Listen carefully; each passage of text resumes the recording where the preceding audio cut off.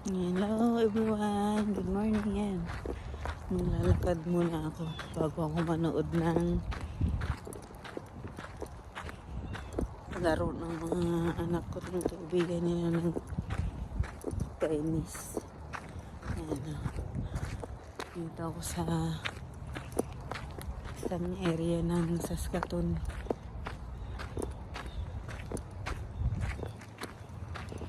Pwede mag-walking. Malawak.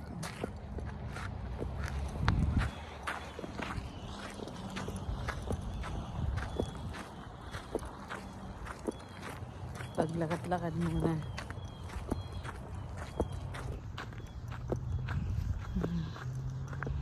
Maluwang din ang pwedeng ikutan. Malamig-lamig na ang hangin at marami na magpol.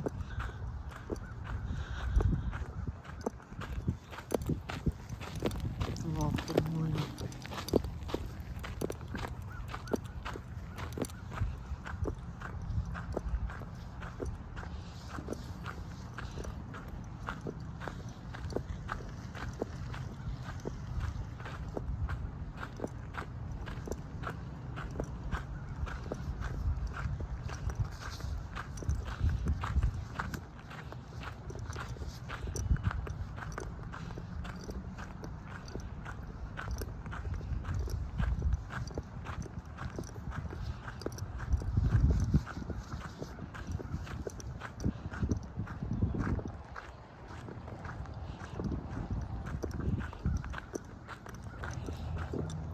Ganda pa naman ang panahon. Kaya lang ang hangin, malamig. Fall na yung ang lamig niya, iba. Ganda oh.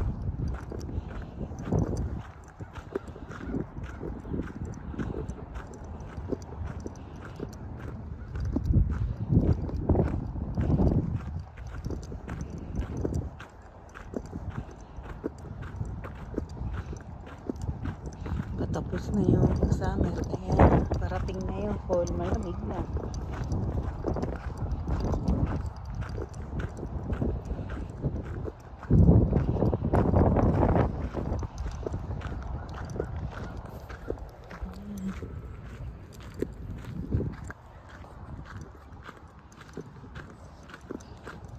Kaisang likot na agad ako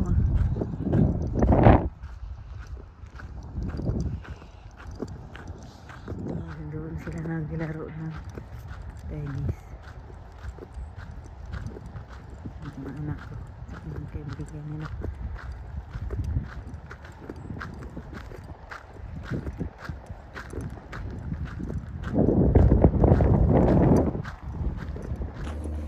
Ayan, mabalik na ako dun sa mga anak ko.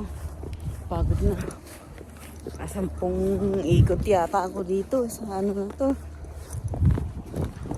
Puntahan ko na sila at makapasok pa yung mga yun. Pasok pa sila sa trabaho. Ako na lang inaantay nitong mga anak ko. Kadalang oras din ako mahigit maglakad Daman ko na yung pagod. Nabalik na ako dun sa tennis court area.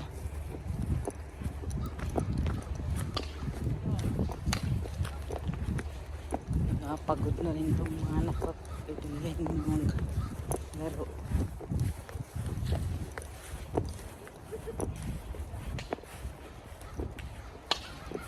Pagpahinga bago ako magpagupit mamaya. Hoy, dito ako! Nakalap ako.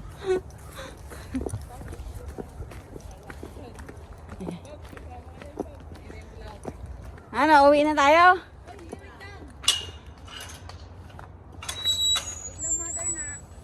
Napagod na din ako Sumakit na yung paa. Naka 13 lap ka. Ha? Naka 13 lap ka. Nabilang mo yun? Di ba? Mga ganun. Di ba? Kasi Hindi ko nga napansin. 2 oras na pala ako naglalakad mahigit. yung mga steps mo. Gano'ng katagal maglakad? Ha? Malapit na nga ako maka 10,000 steps eh. Baka mga 9,000 mahigit.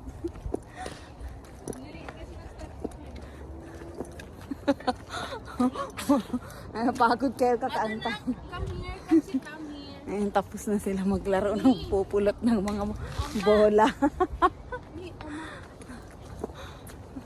Ang daming bola. Ama, come here. Sit down na. Ha? Ha? Oh, pahinga muna. Napagod ako.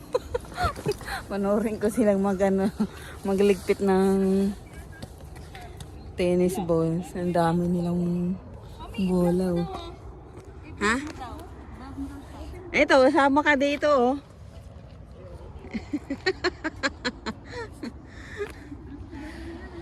Ayan. Ang daming bola eh.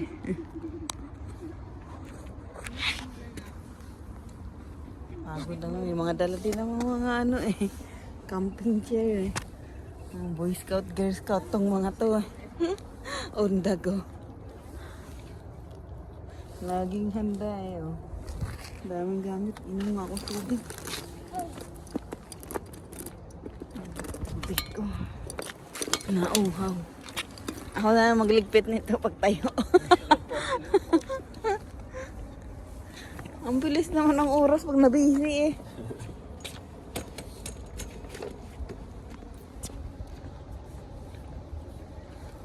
Yan. Ayun na, mag-ano sila oh. Katapos magpulot. Uy, baka na. Pulutin nyo yung bola. Nagpahinga na ako eh. Sige, habol. Ayun oh. Ah, kagaling nga eh. Ang gagaling nyo ng tatlo ah.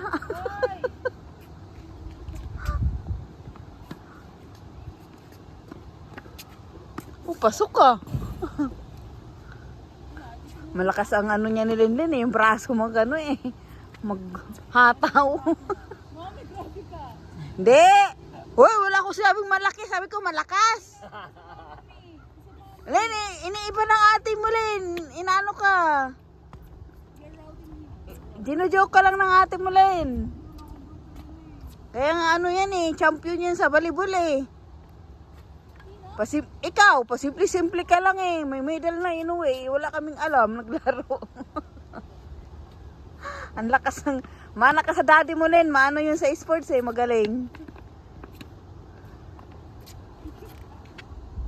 Dapat, Len, bumili kayong dart, ano, Len? Dartboard. Mag-dart kayo ng daddy mo. Galing sa dart yun. Champion lagi yun eh, sa company.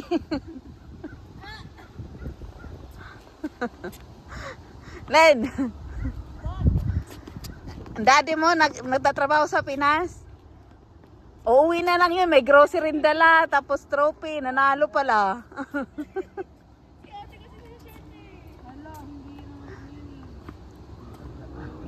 Mahilig sa sports yun yung daddy nyo, kahit magaspang yun.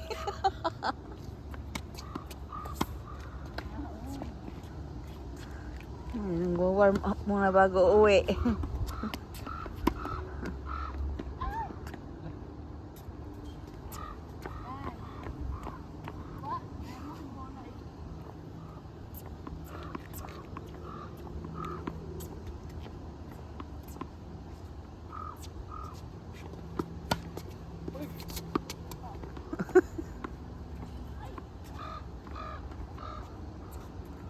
Magagaling na itong mga tumagano, tennis.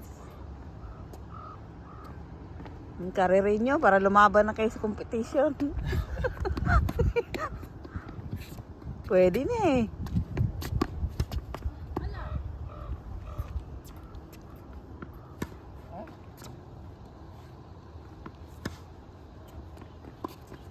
Hoy, pamatamaan ko.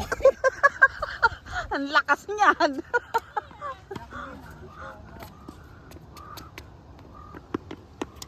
Oh, naabot mo pa rin yun. Kagaling nga. Hindi ko abot eh.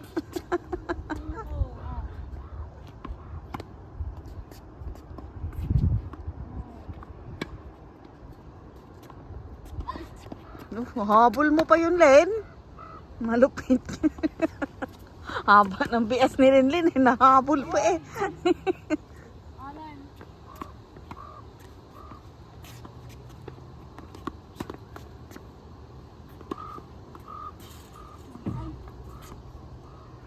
Parang pang spike na yun na pang volleyball na yung mga hatawan mo ah. Ang lakas pa naman tumalbog yung ano pagka tumama. Eh di para kayo may commentator, ayaw yun. Ayaw namin. Ah, nadidistract kayo. Sige na nga, tatahimik na nga ako. Manood na lang ako. Kaya lang pag nanahimik ako, walang kwenta ang vlog ko nito. Pipi ako na. Pag nagbablog kasi kailangan medyo pasmado eh.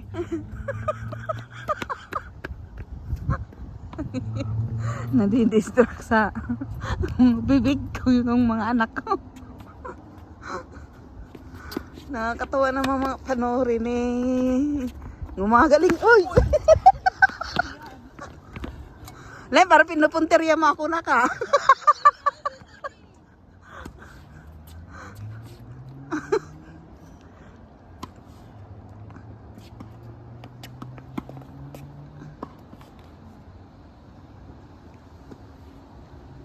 Exercise din ng mahaba-haba.